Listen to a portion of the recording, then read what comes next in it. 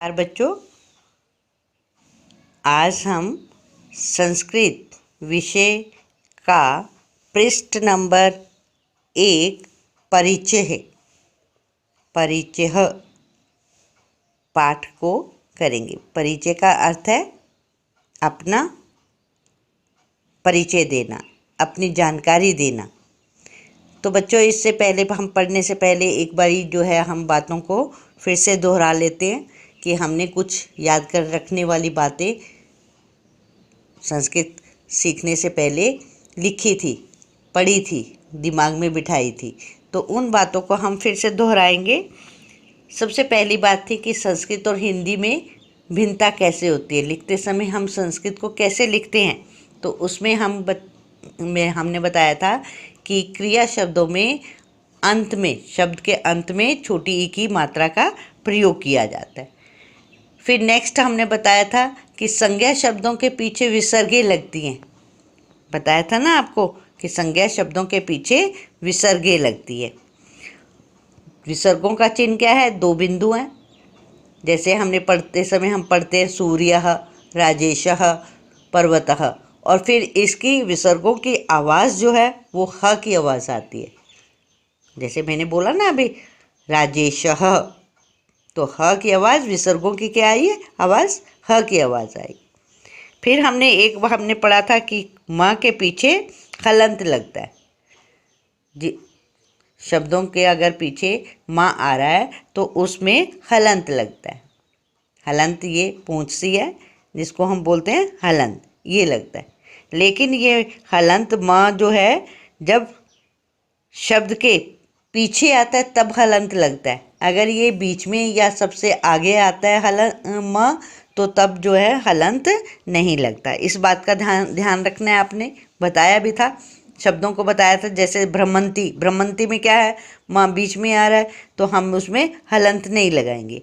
मुश्कः, उसमें आगे आ रहा है मुँह, तो हम वहाँ पर भी हलंत नहीं लगाएंगे। लेकिन जहाँ म जो है अंत में आ रहा है, शब्द के अंत में आ रहा है, पुस्तकम, तो यहाँ पर हमने हलंत लगाया। कक्षायाम, यहाँ पर हमने हलंत लगाया। तो आपको ये चीज़ों का ध्यान रखना है। तो आज हमने इन पुरानी चीज़ों को, हमने पुरानी बातों को दोहराया संस्कृत पढ़ने से पहले। तो आपने भी इसी तरह से हर रोज़ संस्कृत पढ़ने से पहले इन बातों को अपने दिमाग में बिठाना है, दोहराना है। फिर उसके बाद आपने संस्कृत को पढ़ना शुरू करना है, ताकि आपको पढ़ते समय कोई भी प्रॉब्लम नहीं आए। अब ये पहले उसमें आ जाइए, परिचय। परिचय, अपना परिचय देना है। ये बॉक्स बना हुआ है बच्चे, इस बॉक्स में आपने अपना चित्र लगाना है, फोटोग्राफ लगानी है। इसमें कोई भी फोटोग्राफ आप लगा सकते हो जिसमें आपका फेस दिखाई दे रहा है। अब यहाँ पर अपना परिचय, आपने हिंदी में भी पढ़ते हो, लिखते भी हो कि अपने बारे में 5 पंक्तियाँ लिखिए, 7 पंक्तियाँ लिखिए। तो इसी प्रकार से ये संस्कृत में है। संस्कृत में भी हम जो है इसी तरह से परिचय देते हैं। अब देखिए, यहाँ पर मैं तुम्हें बताती जा रही हूँ कि अर्थ भी बताऊंगी और लिखने का ढंग भी बताऊंगी। लेकिन ये एक तो मैं आपको उदाहरण दिखा रही हूँ, ये उदाहरण दिखा रही हूँ और उदाहरण ही समझा रही हूँ। आपने ये चीज़ नहीं लिखनी, अपनी लिखनी है। आपने दूसरे का नाम नहीं लिखना। अपने मम्मी पापा का जो चीज़ आपसे पूछी गई है उसका आपने अपना उदाहरण नहीं दे, किसी और का उदाहरण नहीं देना, अपने आप का आपने नाम लिखने हैं। आपकी मम्मी का जो नाम पूछा है तो मम्मी का, पापा का, ये सब आपने अपनी मम्मी पापा के बारे में बताना है, या अपने बारे में बताना है, या अपने स्कूल के बारे में बताना है। तो इस चीज़ का भी आपने विशेष ध्यान देना है। तो आइए आज हम इसको करेंगे। साथ साथ आप देखते भी जाइए, मैं शब्दों के अर्थ भी बता रही हूँ और आपको करने का तरीका भी बता रही हूँ। अहम, मैं। अहम, मैं। यहाँ पे देखो म आ रहा है, लास्ट में जो है विसर्गे लगी, सॉरी, ये हलंत लगा हुआ है। अहम, मैं। डैश, अस्मि। अस्मि, अस्मि मीन्स हूँ। अब यहाँ पर मैं, यहाँ पर तो यशिका राना, यहाँ पे यशिका राना का एक उदाहरण नाम दिया हुआ है, लेकिन आपने अपना नाम लिखना है। जैसे मेरा नाम है अहम अरुणः लेखा अस्मिन्, मैं अरुण लेखा हूँ। अहम यशिकः राणः अस्मिन्, तो मैं यशिका राणा हूँ। हो गया क्लियर? आपने अपना नाम लिखना है यहाँ पर, और नाम के पीछे आपको मैंने बताया था संज्ञा नामों के पीछे विसर्गों का प्रयोग करना है आपने। नेक्स्ट, मम, मेरा। अब यहाँ पर मम में आप बोलेंगे कि यहाँ पर तो हलंत नहीं लगा क्योंकि म पीछे आया। बच्चों, संस्कृत में कुछ शब्द ऐसे हैं जहाँ पर म लास्ट में आता है लेकिन हलंत नहीं लगता। तो ये चीज़ें आपको अपने दिमाग में ध्यान देनी है, ध्यान में रखनी है कि कई शब्द ऐसे हैं जहाँ पर हलंत नहीं लगता, तो आपने उस चीज़ का ध्यान रखना है लिखते समय। ठीक है? यहाँ पे मम, मेरे। पितुः, पिता का। नाम, नाम। श्री, श्री। हिमांशुः राणः, यहाँ पर तो यशिका ने अपने पापा का नाम लिखा है, तो आपने अपने पापा का नाम लिखना है यहाँ पर, आपने अपने पिताजी का नाम लिखना है यहाँ पर। मम मीन्स मेरे पिताजी का नाम श्री हिमांशु राणा, हिमांशु राणा है। हो गया क्लियर? अस्ति, है। अस्ति का अर्थ क्या होता है? अस्ति है। फिर से देख लीजिए, मम पितुः नाम श्री हिमांशुः राणः अस्ति, मेरे पिताजी का नाम श्री हिमांशु राणा है। हो गया क्लियर? नेक्स्ट आ जाइए, मम, मेरे, मेरी। मातुः, माताजी का नाम श्रीमती रजनीः राणः अस्ति। अब फिर से देख लें, मेरी माताजी का नाम श्रीमती रजनी राणा है। अब यहाँ पे आपने रजनी राणा की जगह आपने क्या लिखना है? अपनी मम्मी का नाम लिखना है। यही नहीं लिखना आपने, ये नहीं लिखना, आपने क्या लिखना है? अपनी मम्मी का नाम लिखना है, अपने पापा का नाम लिखना है। आपके पापा का क्या नाम है वो आपने बताना है, क्योंकि आपने अपने बारे में परिचय देना है। ठीक है ना? तो अपने बारे में परिचय देने के लिए अपने माता पिता का नाम यहाँ पर लिखना है। तो अस्ति का क्या अर्थ है? अस्मिन, हूँ। अहम, मैं। मम, मेरे।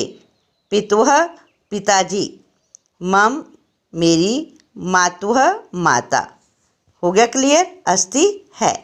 तो यहाँ तक आपके शब्दों के कठिन शब्द भी आपको पता चल गए। नेक्स्ट आता है अहम, मैं। पंचम, पाँचवीं। कक्षायाम, कक्षा में। पठामी, पढ़ती हूँ। पठामी, पढ़ती हूँ। अब यहाँ पे संस्कृत की आगे व्याकरण का है थोड़ा सा कि अहम के साथ आमी लगता है। तो अहम पठामी, मैं पाँचवीं कक्षा में पढ़ती हूँ। पठामी, पढ़ती हूँ। ठीक है? हो गया क्लियर? अहम का अर्थ क्या है? मैं। पंचम का क्या अर्थ है? 5। कक्षायाम, कक्षा में। याम, कक्षायाम, कक्षा में। पठामी, पढ़ती हूँ। नेक्स्ट लाइन है मम, मेरे। विद्यालय से, विद्यालय से का अर्थ है मेरी पाठशाला का या मेरे विद्यालय का। अस्से जहाँ पर आ जाता है उसका जो है का लगाते हैं, का के की। कारक चिन्ह है ना, तो यहाँ पर कारक चिन्ह लगेंगे। मम विद्यालय से, नाम। कौन से विद्यालय में पढ़ते हो आप? DAV public school. कहाँ पढ़ते हो आप? DAV स्कूल का, लेकिन यहाँ पर हमने क्या लगाई? DAV हमने सिंपल लिखा, पब्लिक स्कूलः, दोनों में विसर्ग है क्योंकि ये दोनों संज्ञा शब्द हैं। तो हमने इसके पीछे क्या लगाई? विसर्गे लगाई हैं, ये विसर्गे बिंदु लगाई हैं। हो गया क्लियर? यहाँ पर एक बार फिर से बता रही हूँ कि विद्यालय से का जो अर्थ है वो पाठशाला भी होता है, विद्यालय भी बोल सकते हैं, लेकिन अस्से जहाँ लग जाता है वहाँ पे काके की का प्रयोग किया जाता है। पाठशाला में, पाठशाला की, पाठशाला का, विद्यालय का नाम। ठीक है? मम मेरे विद्यालय का नाम डीएवी पब्लिक स्कूल है। इदम यह, इदम यह। मम मेरी, संस्कृतस्य संस्कृत की, संस्कृतस्य संस्कृत की, अस्य लग गया, काके की बताया था कि प्रयोग होता है, तो संस्कृतस्य संस्कृत की पुस्तकम किताब अस्ति है। तो इसका पूरे का हम फिर से पढ़ेंगे। इदम मम संस्कृतस्य पुस्तकम अस्ति, यह मेरी संस्कृत की पुस्तक है। इसकी हिंदी ये बन गई। हो गया क्लियर?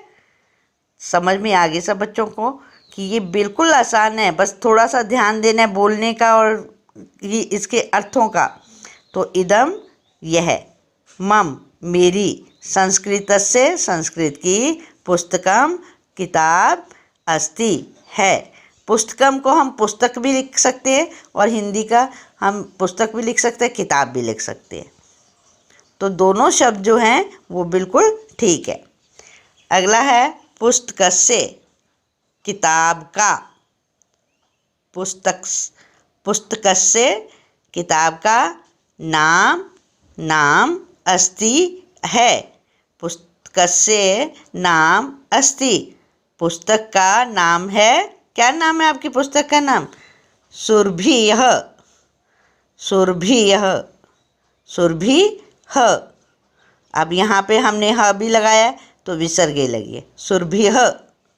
कैसे बोलेंगे हम? सुरभिः। ठीक है, तो ये आपकी देखो यहाँ पर बुक का नाम भी क्या है? सुरभि। ये देखिए, है ना, सुरभि आपकी पुस्तक का नाम है। संस्कृत पुस्तकम का नाम क्या है? सुरभिः। तो यहाँ पर ये आपका जो है आपका परिचय इस प्रकार से आपने देना है। सबसे ध्यान देने वाली बात है कि ये 3 पंक्तियाँ आपने अपना नाम लिखना है, विसर्गे लगानी है, फिर आपने अपने पिताजी का नाम लिखना है, उनके पीछे भी विसर्गे लगानी है, ये 2 बिंदु लगानी है। विसर्गे का अर्थ क्या है? बिंदु लगाना।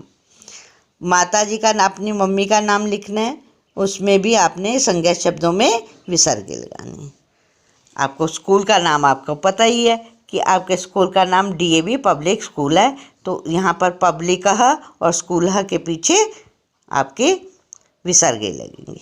फिर आपको ये भी पता है कि आपकी पुस्तक का क्या नाम है? सुरभिः। तो यहाँ पर सुरभि लिखा आपने, उसके बाद विसर्गे लगा दी और फिर इसको वैसे ही पढ़ा, सुरभिः। अब आपने ये सारा परिचय का आपने फिल कर लेना है और उसके साथ साथ आपने अपनी फ़ोटो ज़रूर लगानी है ताकि पता चले टीचर को भी ये आपका परिचय है। ठीक है, समझ में आ गई सब बच्चों को? कोई मुश्किल नहीं है। संस्कृत देखो कितने आसान है। अगर हमें इन बिंदुओं के बारे में पता है, हलंत के बारे में पता है, तो हमें कहीं प्रॉब्लम नहीं आ रही कि कहाँ है। लेकिन एक चीज़ और भी है, हलंत की जो हम के नीचे हलंत लगा रहे हैं, इसमें कोई आवाज़ नहीं होती, कोई अलग से आवाज़ नहीं आती है। जैसे विसर्गों की आती है ना, ह की आवाज़, इसमें म की कोई आवाज़ नहीं आएगी। अहम ऐसे ही पढ़ेंगे हम जैसे लिखा हुआ है ना। लेकिन हमने ध्यान क्या रखना है कि माँ के लिखते समय ध्यान देना है ये कि अहम में माँ लास्ट में आ रहा है, तो हमने इसके पीछे हलंत लगाया। बस इतनी सी बात का आपने ध्यान देना है। और बाकी सारे आपको बताया कि संज्ञा, जितने भी संज्ञा शब्द होते हैं उनके पीछे विसर्गों का इस्तेमाल किया जाता है।